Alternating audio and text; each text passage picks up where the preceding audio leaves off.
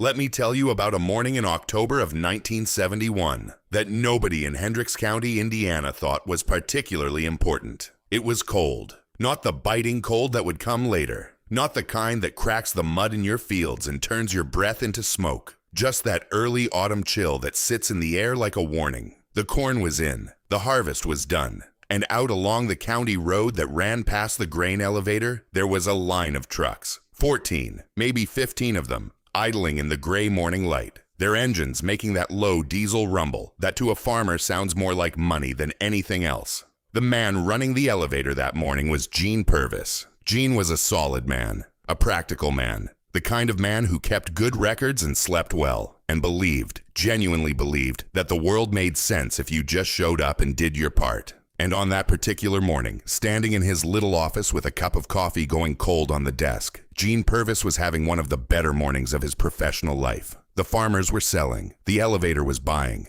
Everything was operating exactly the way it was supposed to operate. And then Raymond Elster pulled in. Now Gene knew Raymond. Everybody in Hendricks County knew Raymond. Not because he was loud or because he was the kind of man who made things happen, but because he had a reputation for doing things slightly sideways. Not wrong exactly, just sideways. So when Raymond's truck came rolling past the scale and past the line of waiting farmers and kept going all the way to the far end of the lot, Gene watched him the way you watch a dog that's about to do something you can't quite predict. Raymond stopped. The engine ran. Gene waited. And then, and this is the part that stays with you, Raymond Elster turned that loaded truck around, drove back past every single man in that line, and left. Nobody said a word for a second.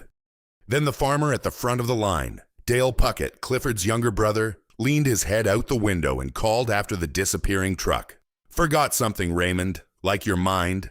A few men laughed. Not mean laughter. Just the easy, familiar laughter of people watching someone make what appears to be a very obvious mistake in very slow motion. Gene Purvis shook his head and wrote nothing on his clipboard, because there was nothing to write. Raymond Elster had come, Raymond Elster had left, and the corn in his truck was still Raymond's corn. That, as far as Gene was concerned, was Raymond's problem. What none of those men knew, what Raymond had not told a single living person in that county, was that he wasn't guessing. He wasn't acting on a hunch, or out of stubbornness, or because of that particular stubbornness that some men carry around like a second spine. He had a number. He'd had the number since September. A specific number. Not a feeling, not a hope. A number he had calculated from almost 2 decades of records. And the elevator's price that morning was not it. So he left. Now, here's what you need to understand about Raymond before we go any further. He was 53 years old in 1971. He was not a wealthy man. He farmed about 340 acres outside of Danville, lived in the same house his father had built, drove a truck that had seen better years, and was not, by any outward measure, different from the 14 men he'd just driven past. Same overalls, same boots, same kind of hands. The difference between Raymond Elster and every other man in that line that morning was not money, and it was not land. And it was not some genius that God had decided to hand out specifically to him. The difference was a composition book. But we'll get to that. 6 months later, the following March, with the snow just starting to pull back from the fields, Raymond Elster sold his corn. The same corn. At 44 cents more per bushel than the elevator had been offering that October morning when Dale Puckett called after him. 44 cents doesn't sound like a revolution, but Raymond was selling over 13,000 bushels. You do that arithmetic, and you get $5,940 extra over what he would have made if he'd simply done what everyone else did and sold when the line was short and the morning was cold and Gene Purvis was having a good day. $5,940 in 1971. Raymond put it in a savings account at a small bank in the next county. A bank Gene Purvis had never done business with. He told no one. Not his wife at dinner, not his neighbor over the fence line, not the man at the farm bureau who stopped by each fall with pamphlets about market timing. He went home, sat down at the kitchen table, opened a black and white composition book, and wrote the number in a column, the way his father had taught him, and he put the book back on the shelf. Now, I could tell you that the men in that line went on to do just fine. Some of them did. Dale Puckett sold his farm in '87. Gene Purvis retired. The elevator got bought by a co-op, and then bought again by someone else. and the county road got repaved, and the world moved on the way the world moves on. But this story isn't about them. This story is about what was written in that composition book, and about a father who started writing in it 11 years before Raymond was born, and about what a man does when the one rule he's built his whole life around finally, after 29 years, fails him. That's where the real story is. But to get there, we have to go back to 1953, to a kitchen table outside Terre Haute, and to a quiet man who believed, with everything he had, that the most powerful thing a farmer could own wasn't land. It was time.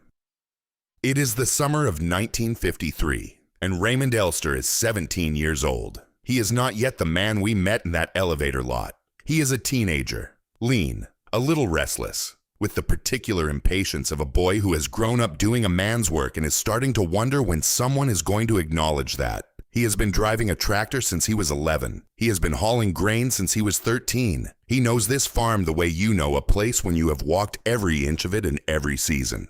The low corner of the east field that floods in April. The bin door that sticks in humidity. The way the light comes through the kitchen window at 5 in the morning in July and lands on the same spot on the table every single day. That table is where this part of the story happens. His father, Harold Elster, was not a man who talked much. This is important to understand. Harold was the kind of man who expressed himself through precision, through the particular care he took doing things correctly. His fields were straight. His records were clean. When he said something, he had already thought about it for long enough that the thinking was finished, and what came out of his mouth was just the conclusion. Raymond had grown up learning to listen carefully when his father spoke, because Harold Elster did not repeat himself, and he did not explain more than once. One evening in late August, Harold sat Raymond down at that kitchen table and set a composition book between them. It was black and white, the standard kind you could buy at any drugstore for $0.25, but this one was worn. The cover was soft from handling, the corners rounded down, and when Harold opened it, Raymond could see that the pages were filled, not with writing exactly, but with columns, numbers, dates.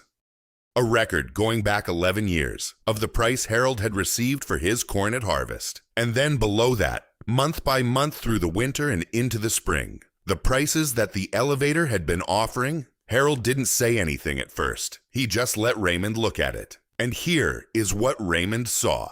Every single year, every one of those 11 years, the price at harvest time, in October and November, was lower than the price in the following February or March. Not by a little, by enough to matter. Some years it was 15 cents. Some years it was closer to 30. The pattern was so consistent, laid out there across 11 years in his father's careful pencil, that it didn't look like luck or coincidence. It looked like a law. Harold tapped the page and said, "Farmers don't sell when prices are good. They sell when their loans are due." That was it. That was the whole explanation. Raymond waited for more, and more did not come. Because that was, as far as Harold Elster was concerned, the complete picture. Every October, every farmer in the county with a note at the bank showed up at the elevator at the same time, selling the same grain, flooding the same market, driving the same prices down. And the elevator bought all of it, because the elevator could wait and the farmers couldn't. The elevator didn't have a note due before Thanksgiving. The farmers did.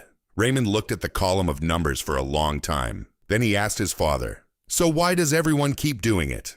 Harold closed the composition book. He was quiet for a moment. Then he said, "Because they don't have anywhere to put the grain, and they owe somebody money. You fix those two things, you fix the problem." That was the lesson. All of it, right there. Now here's what you need to understand about what Harold had actually built on that farm. Because this is where the principle became real. Out behind the barn, Harold had constructed 2 grain bins. Nothing fancy. Welded steel, corrugated sides, the kind of bins you still see on farms all across Indiana. Between the 2 of them, they could hold about 16,000 bushels. Harold had built them himself over 2 summers, when Raymond was young enough that he mostly remembered them as something to climb on. At the time, Raymond had thought of them as just storage, infrastructure, part of the farm the way the barn was part of the farm. Sitting at that table in 53, he understood for the first time what they actually were. They were permission to wait. Harold ran the farm on no operating debt. This too Raymond had grown up with but not fully understood. Harold paid cash for seed and fuel, kept a careful account, bought nothing on credit that would create a deadline he didn't choose. This was not because Harold was afraid of banks. It was because Harold had understood, with that same quiet precision that ran through everything he did, that a loan is not just money. A loan is someone else's hand on your calendar. It is a date circled in red that you did not choose. And on that date, you will sell. Whether the market is good or not. Whether the price is right or not. Whether Raymond Elster has driven away from the elevator or not. You will sell. Because you have to. Because someone is waiting for their money. Harold Elster intended to be the one who chose when he sold. He died in 1962 on a February morning from a heart attack that came quietly and without a great deal of warning, the way things ended for men of that generation who did not complain until it was too late to complain. He left Raymond the farm, the 2 grain bins, and the composition book, which by then held 20 years of prices in a careful pencil column that stopped mid-page in the fall of '61. Raymond sat with the book for one full harvest cycle before he wrote anything in it himself. He wanted to watch the pattern once more with his own eyes before he committed.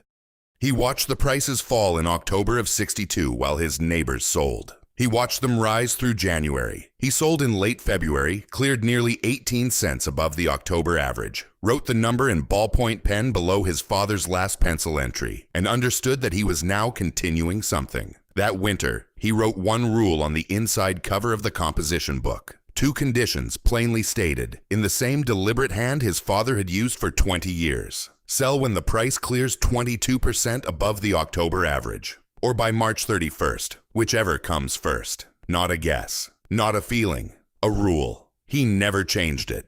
Not for 38 years, he never changed it. And for almost all of those 38 years, that was the right decision. But almost all is not the same as all. And that's when everything changed. Let me tell you what 38 years looks like when you write it down in a composition book. It looks like 2 columns. On the left, the October price.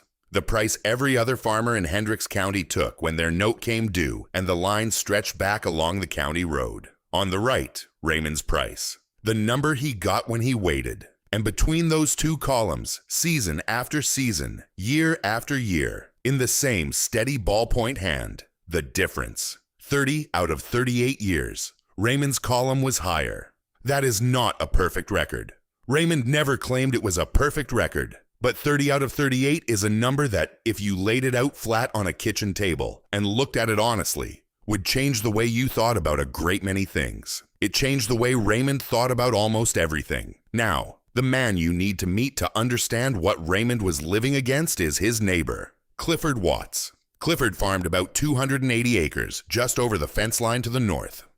He was a decent farmer, hard-working, knew his land, kept his equipment in reasonable shape. He was also, every single November without exception, in line at the elevator before the frost had fully settled. Not because Clifford was foolish, not because Clifford hadn't noticed the same pattern Raymond's father had noticed, but because Clifford had a note at County Trust that came due before Thanksgiving, every year, like a second harvest that produced nothing but relief. Raymond and Clifford were friendly, not close. They were the kind of neighbors who wave from tractors and help each other when a piece of equipment breaks down in a field, but don't sit at each other's kitchen tables. And there was, between them, a particular tension that neither man ever named directly. Because every spring, when Raymond had sold, and the price had done what Raymond's composition book said it would do, Clifford knew.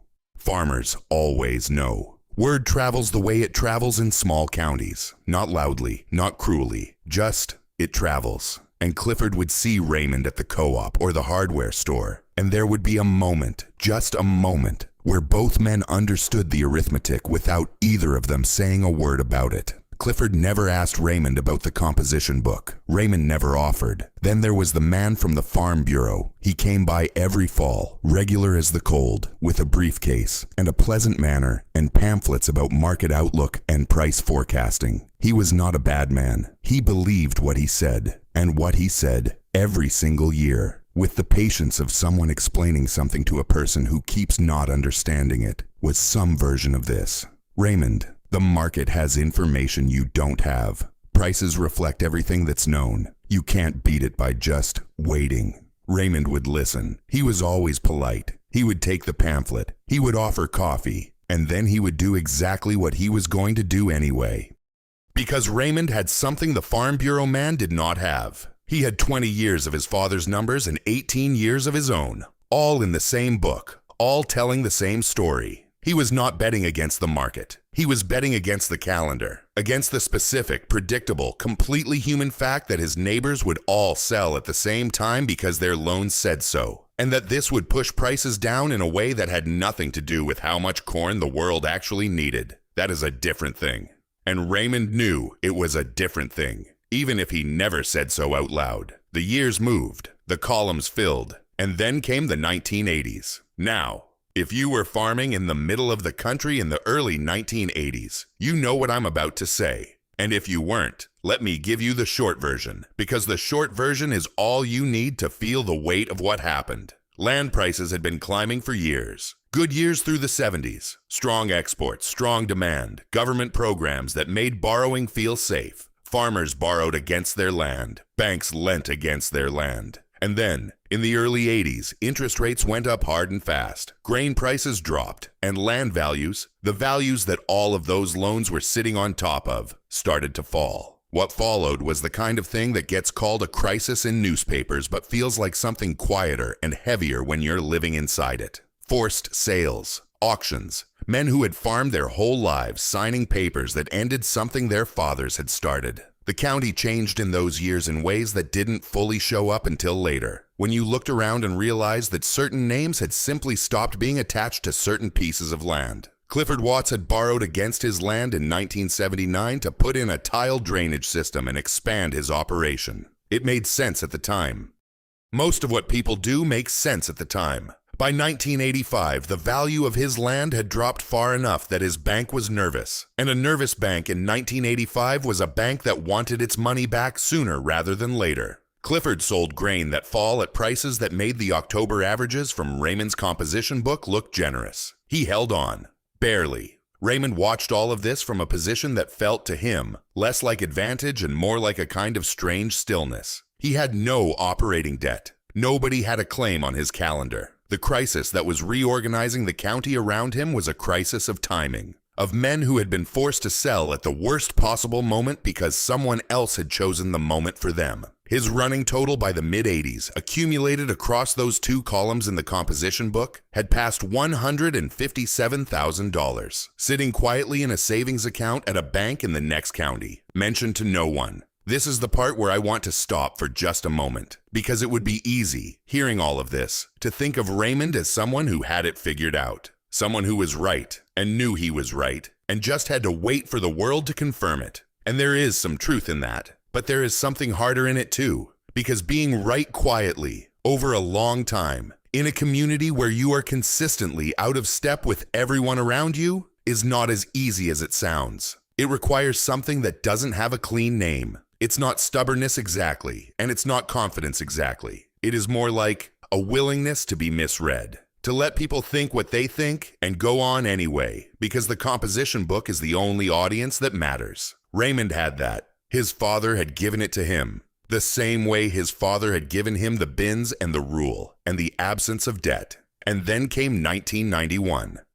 Raymond followed the rule exactly as written. He had followed it for 29 years of his own records by then, without a single modification, without an asterisk or a footnote, or a quiet exception made for a year that felt different. The price rose through December, rose through January, came within a few cents of the 22% threshold in February, close enough that Raymond's neighbor stopped by one morning just to ask, carefully, not cruelly, whether Raymond was feeling good about things. Raymond said he was watching it. And then, in the first week of March, the Department of Agriculture released a surplus report that nobody had anticipated. Prices dropped, not slowly, quickly, the way things fall when the ground turns out not to be there. They dropped through February's level, through January's level, and kept going. March 31st came. Raymond looked at the price. He wrote the number in the right-hand column of the composition book. It was lower than October. For the first time in 29 years of his own records, the right-hand column was lower than the left. The rule had cost him money. The rule he had inherited and refined and followed without exception. The rule that had cleared $157,000 in accumulated extra income had, this one year, made him worse off than if he had simply done what Clifford Watts did. What Dale Puckett did. What every farmer in that November line had always done. His wife set dinner on the table that evening and said nothing. She knew. She always knew. The way wives of careful men always know. Not from being told, but from the particular quality of the silence. The next morning, his neighbor was at the door. Not to gloat. The neighbor was not that kind of man. He came quietly, with the manner of someone who is genuinely asking, and he said, "Raymond, you thinking of changing your approach?" Raymond stood in the doorway for a moment. Then he said, "No." He went inside.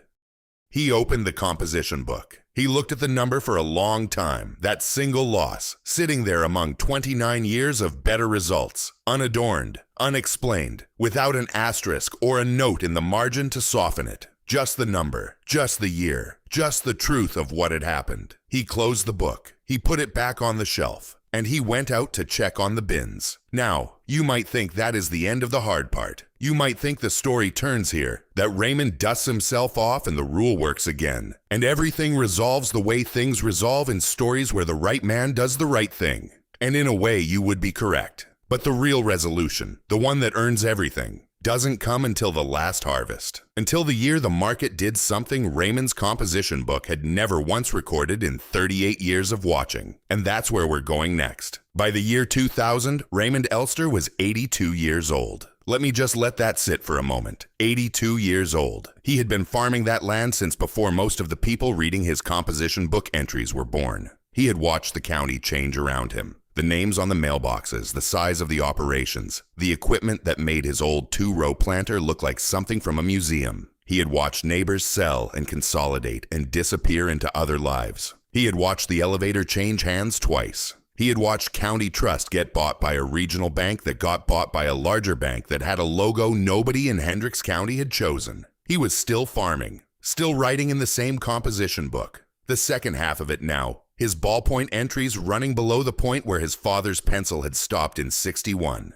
Still checking the bins every morning. Still watching the price. But this was going to be the last year. His son-in-law Craig had been working the farm alongside Raymond for 6 years by then. Craig was a good man. Careful, willing to learn. The kind of man who asked questions and then actually listened to the answers. Raymond had watched him with the particular attention of someone deciding whether to trust a thing they have spent a lifetime building. And somewhere around the 4th year, Raymond had made his quiet decision. Craig was ready. The farm would pass. The operation would continue. What Raymond had not yet decided was how to hand it over. Not the legal part. That was straightforward enough. The other part. The part that lived in the composition book. And then the harvest of 2000 arrived, and the market did something Raymond had never seen. It started with the drought. Not a local drought, a wide one, cutting across the middle of the country through the summer. The kind that shows up in the USDA reports first as a concern, and then as a problem. And then by August, as a number that makes buyers nervous. Then in September, a major export agreement that the market had been quietly counting on fell through. A collapse in a foreign government's financing that sent ripples through the grain markets in a way that to most people watching the ticker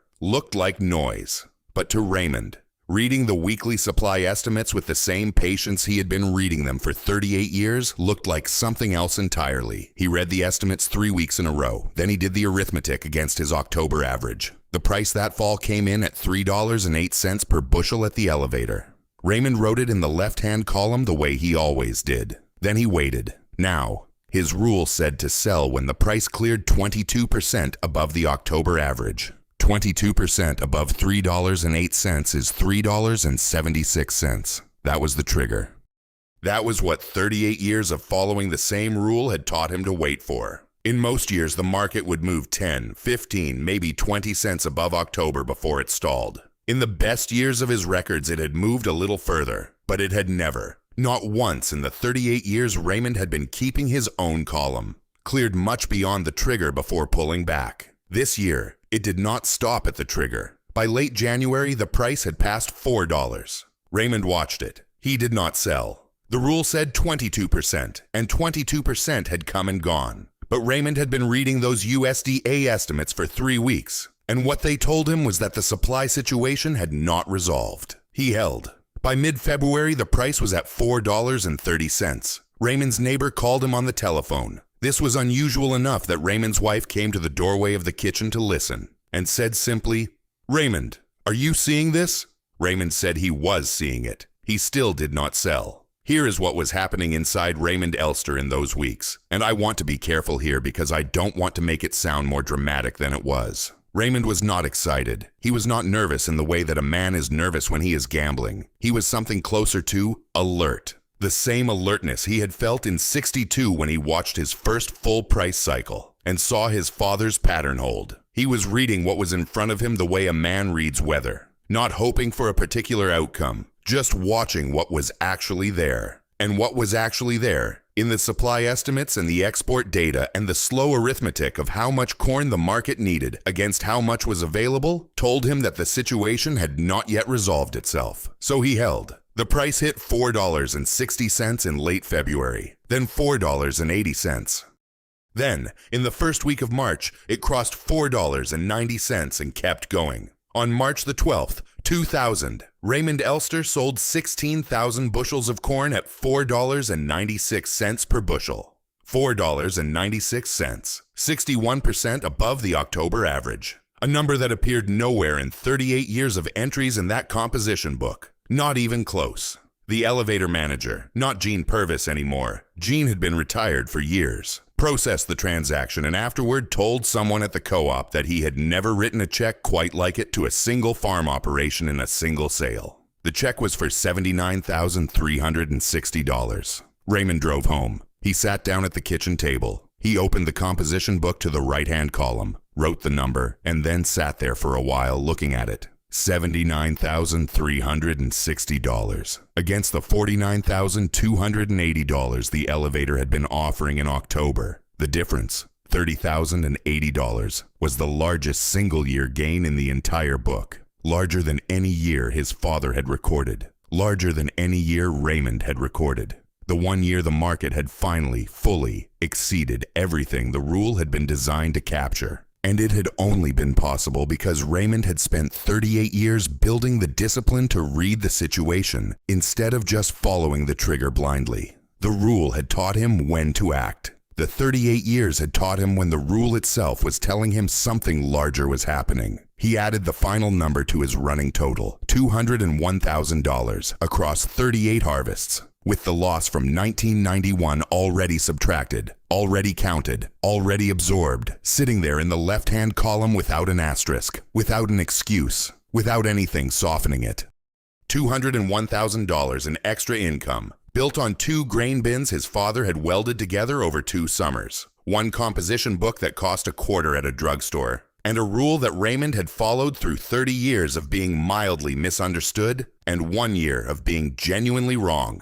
That winter, Raymond asked Craig to come to the kitchen table. He set both composition books between them, Harold's and his own. He explained the columns. He explained the rule. He explained the 2 conditions his father had named at this same table in 1953. Somewhere to put the grain, and no one with a legal claim on your timing. Craig listened the way Raymond had learned to listen, carefully, without interrupting, understanding that what was being handed across that table was not just information. Then Raymond was quiet for a moment, and he added a 3rd condition, one that appeared nowhere in his father's ledger, one that Harold had perhaps understood but never needed to say, because Harold had only passed the book to one person, and that person was Raymond, and Raymond had simply done it. But Craig was not Raymond. Craig had not grown up at this table, and so Raymond said it out loud for the first time, in the plain voice of a man who has earned the right to say a plain thing. You have to be willing to be wrong once and keep going. Craig looked at him. Raymond tapped the composition book. The entry from 1991. That single loss sitting quietly among 3 decades of better numbers. That year, he said, everybody thought I'd change. I didn't change. Not because I was sure I was right, because the rule was still sound. And 1 bad year doesn't break a sound rule. You understand the difference? Craig said he thought he did. Raymond nodded. You'll know for certain the year it happens to you. He pushed both books across the table, and that was it. That was the whole inheritance. 2 composition books, 1 rule written on the inside cover, and a 3rd condition spoken aloud only once, at the end, earned through everything that had been lost, and everything that had been gained across 38 harvests in Hendricks County, Indiana. Now I want to leave you with one last image because I think it says what needs to be said better than I can say it directly. After Craig left that evening, Raymond went out to check the bins. He did this every night, had done it for decades, the way you maintain a habit long after it has become reflex. The bins were empty now. The grain was sold. The season was over. He put his hand flat against the cold steel of the near bin and stood there for a moment in the dark. 2 bins, welded together by his father over 2 summers, when Raymond was young enough to climb on them and not think about what they meant. They were old now, patched in a few places, the kind of thing a man driving past on the county road would not look at twice. But they were the whole story, right there. Everything in that composition book, every number in both columns, every dollar in that savings account. Every year Raymond had driven past the elevator line and kept going. It all traced back to the same simple fact. He had somewhere to put the grain, and nobody owned his timing but him. He stood there a moment longer. Then he went inside. And now I'll ask you the question Raymond never asked out loud, because he didn't need to, but you might. When you sell, whatever it is you sell, whatever decision you make because the pressure is built and the deadline is close and everyone around you is doing the same thing at the same time. When you sell, is it your decision or is it simply the date your note comes due?